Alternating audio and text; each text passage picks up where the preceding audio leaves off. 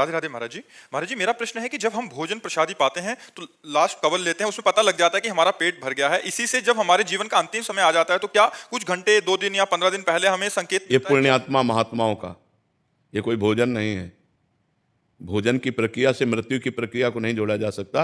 अंतिम समय उनको पता चलता है जो महात्मा होते हैं, निरंतर भजन करते रहते हैं, उनको संकेत हो जाता है कि अब हमारा आज शरीर पूरा हो जाएगा। जिससे पूज्यपाद उड़िया बाबा जी महाराज वो सुबह सुबह उठे और कहा भाई आज यहाँ स्मशान होगा। तो कोई समझ ही नहीं पा रहा था कि मतलब क्या, और बस जाकर के प्रवचन किया 2 श्लोकों का कि जिसका जन्म निश्चित है उसकी मृत्यु निश्चित है, आत्मा का ना जन्म है ना मृत्यु है। तो कोई समझ नहीं पा रहा था कि मतलब क्या है इन श्लोकों का। और बस सत्संग में बैठे, आनंद ब्रह्मचारी प्रभुदत्त ब्रह्मचारी की भागवती कथा कह रहे थे, बाबा ऐसे शांत बैठे थे। इतने में वहीं आश्रम में रहने वाला एक भगवान दास नाम था, वो आया और उसने कहा लाओ मैं मोरछल करता हूँ। तो मना कर दिया कि नहीं तुम्हें नहीं देंगे, क्योंकि मोरछल के लिए पर्सनल जन होते हैं।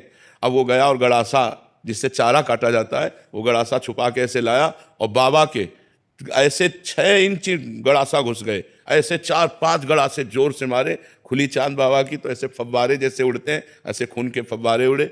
बाबा ओम शाम। बाबा को सुबह पता था कि आज ये घटना होने वाली है। तो जो सिद्ध महापुरुष होते हैं, जो पवित्र आत्मा होते हैं, उनको संकेत हो जाता है कि उनकी मृत्यु का इतना समय रह गया है। सबको नहीं होता, सबको नहीं। नाचते नाचते लोग नहीं मर जाते, देखो ना, खाते खाते मर जाते। कवल भोजन मंगाया होटल में और ऐसे बैठे ऐसे किया मर गए। अगर उनको पता होता तो काहे को कहते। पता होता सिद्ध पुरुषों को, जो भगवान का भजन किए हैं, जिनकी आत्मा निरंतर परमात्मा में जुड़ी रही, उनको पता चलता है। संसारिकता नहीं है ये भोजन पाना, संसारिकता, लेकिन मृत्यु संसारिकता नहीं कि जैसे आखिरी कवल को पता लगता है हमारा हो गया, ऐसे ये सिद्ध पुरुषों को होता है जिन्होंने भजन किया है। साधारण प्राणियों को तो पशुओं की तरह मर जाते हैं, उनको क्या पता। पशुओं की तरह जन्मे, पशुओं की तरह आचरण करते रहे और पशुओं की तरह मर गए।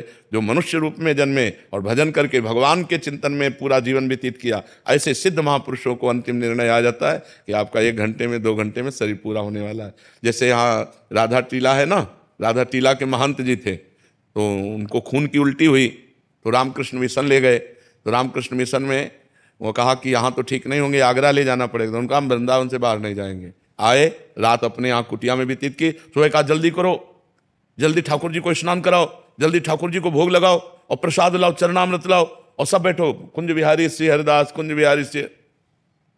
उनको सुबह पता हो गया कि आज मेरा शरीर छूटेगा। तो पहले सब पूरी, जैसे भाई जी से हनुमान प्रसाद पोद्दार जी, सबको बुलाया, सबको बुला के कहा हमसे जो कोई मन वचन कर्म से गलती हुई हो सब क्षमा करना। आज हम प्रिया प्रीतम के यहाँ जा रहे हैं। और ऐसे जैसे कोई बारात नहीं जाती, ऐसे सब भीड़ लगी हुई है और सबसे हाथ जोड़कर ऐसे पर। ये सिद्ध पुरुष जो भगवान का भजन करते हैं, भगवान को प्राप्त होते हैं, ऐसे महापुरुषों को पता होता है कि हमारा कब शरीर छूटने वाला है। अन्यथा अज्ञानी जीवों को नहीं पता होता। अपनी मृत्यु के समय को आगे टाल भी सकते? क्यों टाल सके, क्योंकि जोई जोई प्यारो करे सोई मोहि भावे।